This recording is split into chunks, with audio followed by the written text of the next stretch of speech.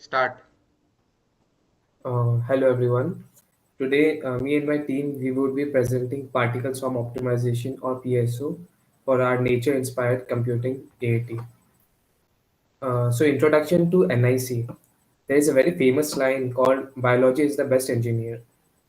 Based on this, it forms the basis of NIC. So, NIC is a field that studies how natural phenomena help in solving complex problems. So it is based on how nature solves problems and we transform those insights into computational algorithms. So that is basically getting inspired from nature to solve real life optimization techniques and problems. So you may ask, why do we need NIC? The major reason behind us being inspired from NIC is that nature for billions of years has been refining its own solutions through evolution, adaptation, self-organization, and cooperation. In NIC, nature inspired computing, it captures these principles to build efficient, robust solving problem techniques. NIC works in three steps basically. The first step is called observation. Observation refers to observing the natural phenomenon happening. For example, the swarms of birds, the flock of birds, a group of fish, ant colony, etc. So basically, we are observing the natural phenomenon. And the second step is abstraction. Abstraction refers to extracting the core mechanisms behind all the behaviors that is happening in nature. And the third step is application, where we convert those abstracted mechanisms into algorithms that solve complex computational problems. That is optimization techniques for our computer science subject and various engineering problems. So, what is the inspiration behind PSO? I'll give you a short example using a flock of birds. So basically, a flock of birds it searches for a single source of food, and in a flock of birds, basically a group of birds, no bird knows its exact location nor the food source ka location, but each bird they can sense how close it is. So suppose one bird gets slightly nearer to the food resource, the other bird will notice the uh, first bird and they adjust the direction based on it. So basically, they communicate between each other and they adjust their directions to find to the best food source location. So through simple sharing of progress, the group moves steadily towards the goal. And the insight behind this PSO is that they don't need full knowledge. What we have taken for our computation technique is they don't need full knowledge. The particles in a flock they communicate within each other and they follow the best performer at each moment. Also, the NSO and the PSO it becomes a foundation for the various optimization techniques. So, what is particle swarm optimization technique? It is an optimization technique that is inspired by the collective behavior of birds, uh, fish, social groups, etc. And so, what are the components in PSO, if you may ask? The component refers to a population of simple agents, which we call them as particles. These particles they search for the best solution in a problem space. The particles uh, in a population they move through balancing two particular stuff, that is they balance the movement through their own best experience, which will further explain that is called the p best or the personal best.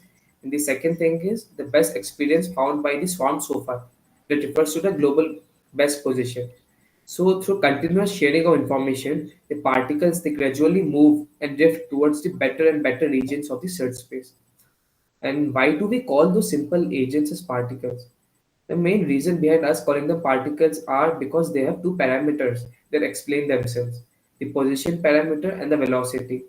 These simple agents have two parameters that is just like physical particles, which allows the particles and the agents to move dynamically. First, inertia.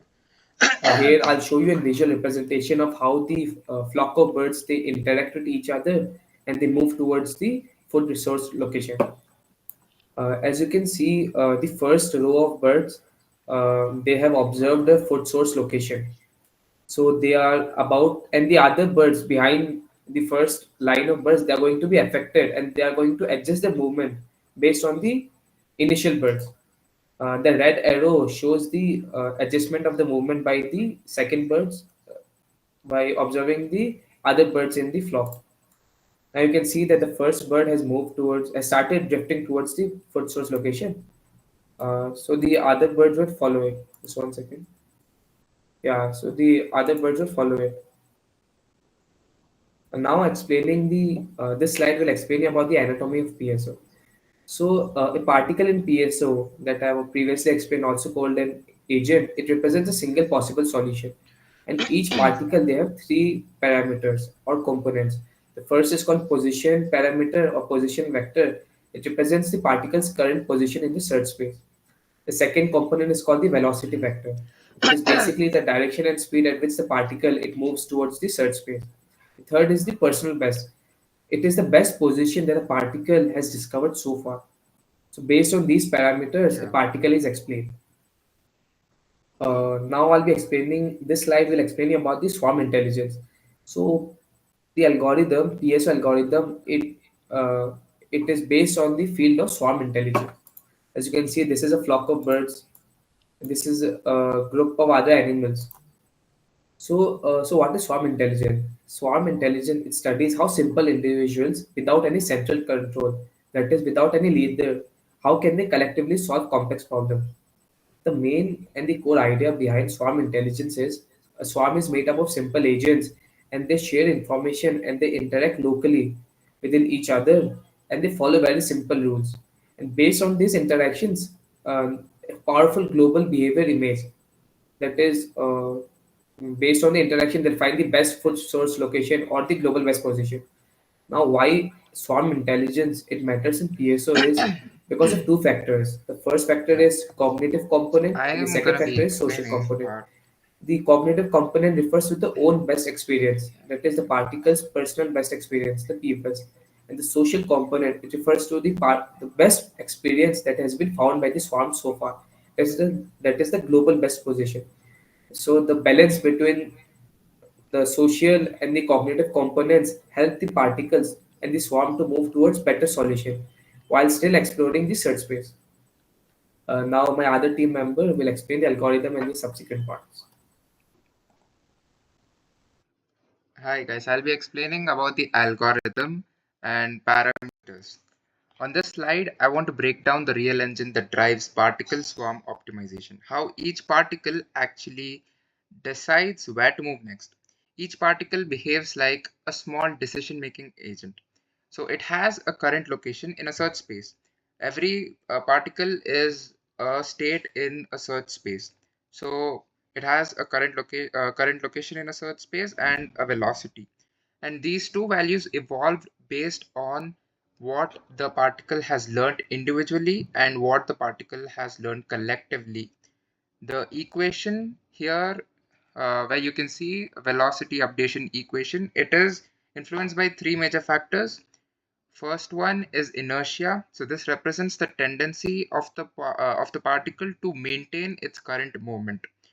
So it's like momentum of the particle. If the value of this inertia is high, then it means that it is moving almost in the same momentum. If it changes, then it's move. It's not moving in the same momentum. There's a drift in the momentum, is what it means. Second influencing factor is the particle learns from its own experience. So each particle remembers its best position discovered so far. And this is also called as the cognitive term. So it generally pulls the particle towards that position. And then third influence is the social pull. This comes from the global best solution found by any particle in this form. If any particle discovers a particularly stronger solution, then that term draws all the other particles to that particular solution. These three factors influence the velocity updation.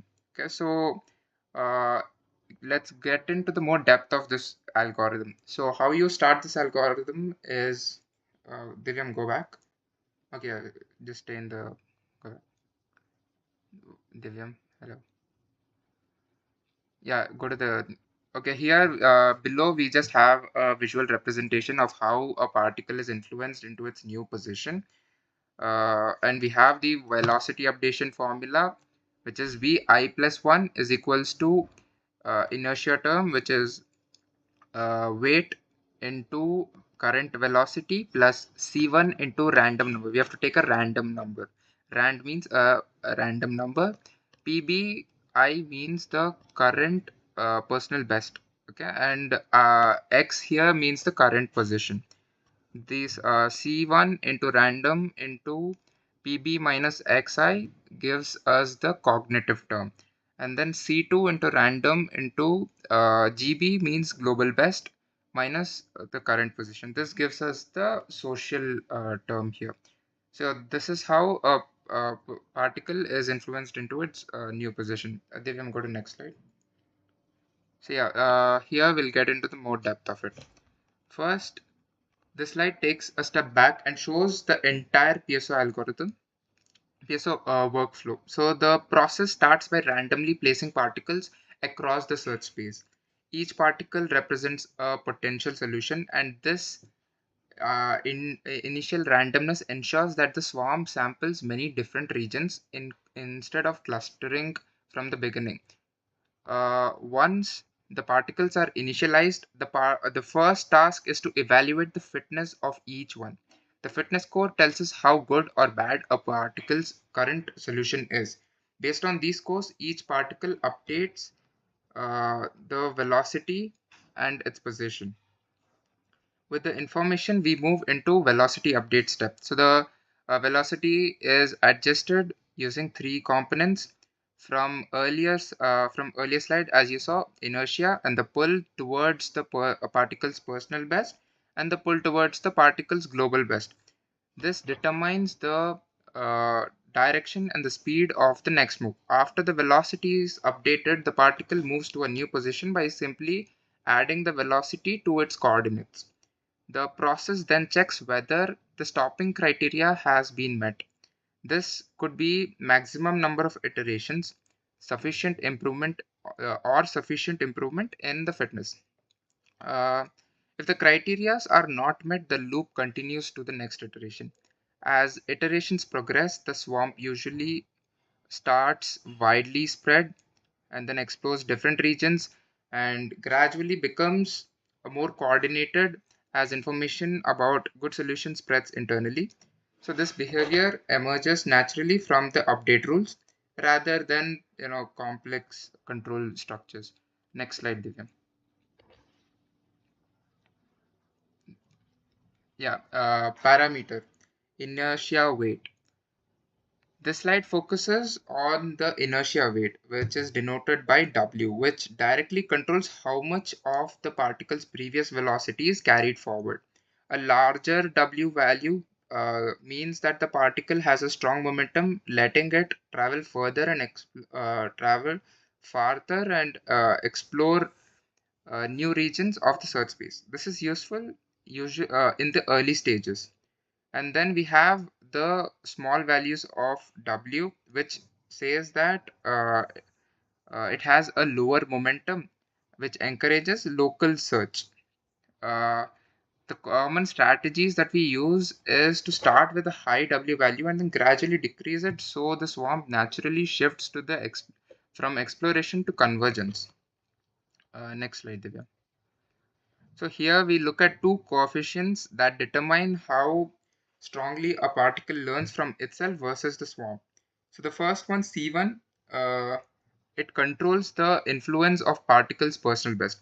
If the and C2 is basically the swarm's best learning. As you can see in the slide also, C1 is basically cognitive learning, another term you can use for it. C2 is social learning. Now in C1, if C1 is larger than C2, then the particle behaves more independently. It relies heavily on its own discoveries. Now the second case is if C2 is greater than C1, then it has a stronger social influence, uh, leading it to fast convergence. So, but in practice, keeping C1 and C2 roughly equal creates a balance between individuality and group coordination, allowing the swarm to explore and converge effectively. Now, further, with an example, my teammate Pranav will explain this algorithm. Uh, Hello everyone. Now we'll go move on to the next numerical example. Here Now we move on to the numerical part of the PSO, which helps us understand how the algorithm behaves step by step. Here, our goal is to show how particles that start at random positions in a search space gradually move towards the optimum solution, which in this point of the example is the point 3 comma 2. In this example, we track how the velocity moves, like how the velocity, how fast the particle moves, position, like where the particle is right now, uh, personal best or P best, where solution for each particle so far, global best or G best, best solution for the entire swarm. This setup helps us visualize how PSO works internally, how particle continuously improves and collectively pushes towards the optimum solution. In the next slide, uh, now we talk about the Divyam. Can you go on to the next slide? Yeah. This is about the iteration, how we do it in PSO algorithm. Let's walk through the actual iteration of the PSO algorithm. In the first step, we calculate the fitness level. Fitness is calculated to measure how good each particle's position is. Step number two is we calculate each particle's P best is updated if a new better position is found. The next is the swarm. Step number three is the swarm checks. If any particle has achieved a new G best, it updates iteratively. Step number four is using inertia, cognitive, and social components. The particle's velocity and positions are updated. As iteration progress, particle begins to cluster around the global best, which means the entire swarm converges towards the optimal point. This is the numerical example, makes it clear how PSO transition from exploration to exploitation, eventually reaching the optimum smoothly. The next slide, we are going to talk about the advantages and applications. PSO has several powerful advantages that make it widely used today. In that, one of them are simple, easy to advantages are like simple and easy to implement. No complex mathematical gradients are needed. Fast convergence, especially for well-defined organization optimization landscapes. Robust in noisy and complement environments. Works well for non-linear, multidimensional, and non-differential problems. The applications of PSO are PSO is used in multiple domains, like machine learning, in that neural network training, feature selection, and hyperparameter tuning, engineering optimization, PDI tuning, structural design, and power systems. Robust robotics and control are path planning and swarm robot coordination. Signal and image processing is clustering, segmentation, or filter parameter optimization. In business and finance, portfolio optimization, forecasting, and resource allocation. It's flexible and efficient are the main reasons why PSO is a go-to optimizer in many fields. The lastly, I want to conclude saying particle swarm optimization is a beautiful example of how nature inspires intelligent algorithm. This concept is whole built on a simple idea saying like individual learning plus social sharing, which gives us intelligent optimization.